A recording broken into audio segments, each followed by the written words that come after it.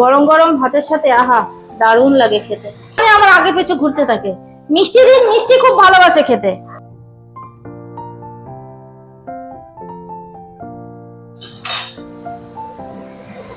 নমস্কার বন্ধুরা, আপনারা সবাই কেমন আছেন? আলাপমঞ্জিনীর একটি নতুন ভিডিওতে আপনাদের সকলকে স্বাগত।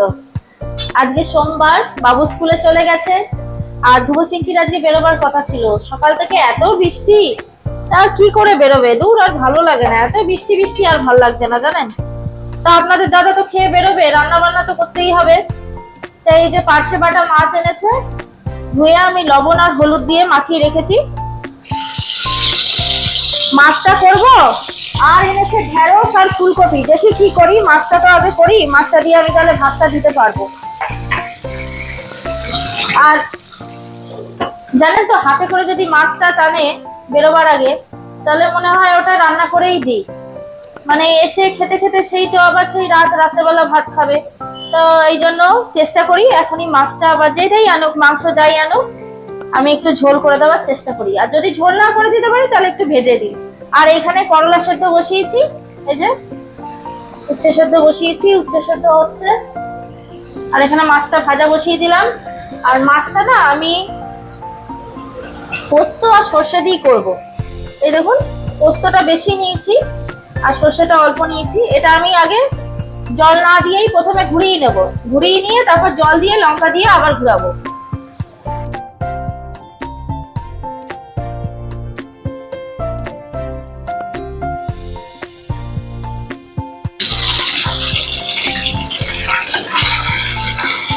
মাছগুলো আমার একদিকটা ভাজা হয়ে গেছে, এবার উল্টে দিচ্ছি।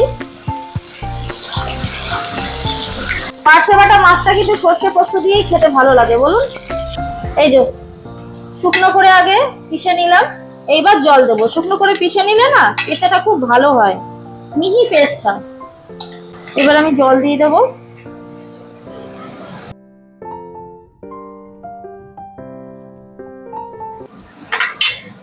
দেখুন আমার এই মাছগুলো ভাজা হয়ে গেল। আর এই যে এর মধ্যে সর্ষে পোস্ত লঙ্কা দিয়ে পিষে রাখলাম।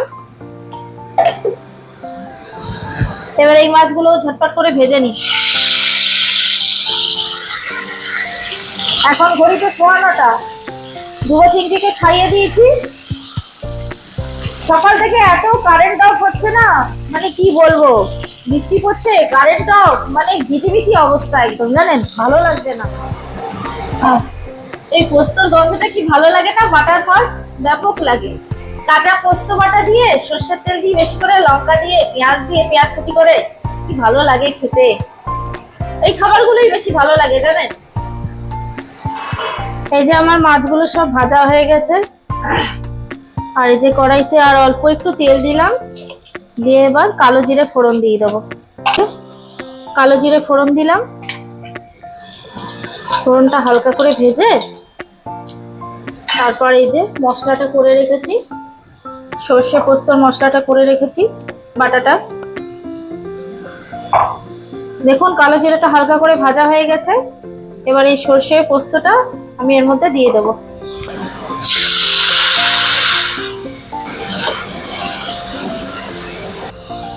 হলুদ দিলাম আর দিয়ে দেবো লবণ। এই লবণ, হলুদ লবণ আমার দেওয়া হয়ে গেছে। এবার মশলাটাকে অল্প একটু কষিয়ে নিয়ে তারপর এর মধ্যে জল দিয়ে দেবো ঝোলের জন্য। দেখুন মশলাটা আমার হালকা করে কষানো হয়ে গেছে, এবার জল দিয়ে দেবো ঝোলের জন্য। একটু ধনে পাতা থাকলেও ভালো হতো, ধনে পাতাটা বাজারে গেল যখন, বলাই হয়নি।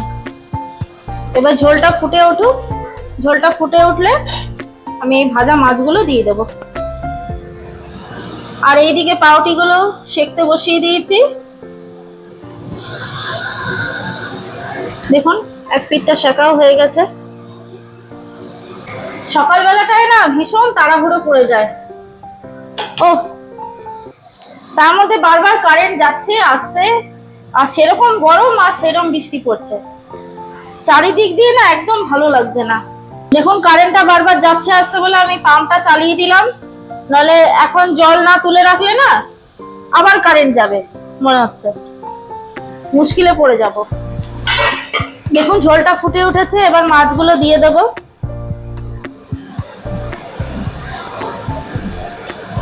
দেখুন মাছগুলো সব দেওয়া হয়ে গেছে, এবার গোটা কয়েকটা কাঁচা লঙ্কা দিয়ে দেবো। ব্যাস তৈরি হয়ে গেল আমার পার্শে বাটা মাছের ঝোল। গরম গরম ভাতের সাথে আহা দারুণ লাগে খেতে। তবে জানেন তো, আমি যখন খাই তখন আর ভাতটা গরম থাকে না, কারণ ভাতটা তো সকালবেলাতেই বসাই। ডুবো চিংকির জন্য আরো সকালে ভাতটা আমাকে বসাতে হয়, তো ওই জন্য আর ভাতটা গরম থাকে না। মাঝে মাঝে গরম করে নি ভাতটা। দেখুন আমার পার্শে বাটা মাছের ঝোল রেডি। এবার উপর দিয়ে হালকা করে একটু সর্ষের তেল ছড়িয়ে নামিয়ে নেব। ব্যাস এবার গ্যাসের ফ্লেমটা অফ করে দিই। গ্যাসের ফ্লেমটা অফ করে এই ঢাকনাটা দিয়ে কিছুক্ষণ ঢাকা দিয়ে রাখি। আপনাদের দাদার খাবারটা বেড়ে দিয়েছি। এই যে এখানে উচ্ছে সেদ্ধ, একটা লঙ্কা দিয়েছি, ভাত, আর এই যে পার্শে বাটা মাছের ঝোল। যাক বাবা, খাবারটা রেডি করে দিতে পেরেছি, আমার শান্তি।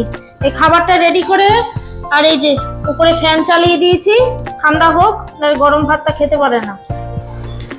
আর আমি এদিকে পাউরুটিগুলো সেঁকে রেখেছি, এবার এগুলোতে জেলি ভরিয়ে দিই, টিফিনটা রেডি করে দিই। আপনাদের দাদাকে খেতে দিয়ে এই যে আবার পাউরুটিগুলোতে জ্যাম ভরিয়ে নিচ্ছি। আর এই যে এখানে আম কেটে রেখেছি। আপনাদের দাদা বলে যে আমটা আমাকে খোসা সমেত কেটে দেবে, কারণ ওই টিফিনের মধ্যে থাকলে না অনেকক্ষণ, আমিও দেখেছি সেটা মানে নরম নরম হয়ে যায়, সেই জন্য খোসা সমেত আম কেটে দিয়েছি। আর এই যে পাউরুটিতে জেলি ভরিয়ে দিচ্ছি। টিফিনটা রেডি করে নি। কি চিঙ্কি, খেতে দিলে খাবার গোটাটা খায় না, পুরোটা খায় না, আর সমানে আমার আগে পিছু ঘুরতে থাকে। মিষ্টি দিন, মিষ্টি খুব ভালোবাসে খেতে। এই মিষ্টি কি দেওয়া যায় বলুন? অত এই উপরে যা, তুই যা, ছোট না, পায়ে পায়ে ঘুরতে থাকে জানেন, আর আমি পেছনে ঘুরতে যাই, দেখি ও কখন ব্যথা পেয়ে যাবে বলুন। যা উপরে যা। তাহলে বন্ধুরা আজকের ভিডিওটা এই পর্যন্তই থাক, দেখা হচ্ছে আবার পরের একটি নতুন ভিডিওতে। আর আমার ভিডিওগুলো যদি ভালো লাগে তাহলে একটা লাইক, শেয়ার, সাবস্ক্রাইব করে পাশে থাকবেন। আর যারা নতুন এখনো আমার চ্যানেলটিকে সাবস্ক্রাইব করেননি তারা প্লিজ একটু সাবস্ক্রাইব করে পাশে থাকবেন। সবাই সুস্থ থাকবেন, ভালো থাকবেন, আনন্দে থাকবেন।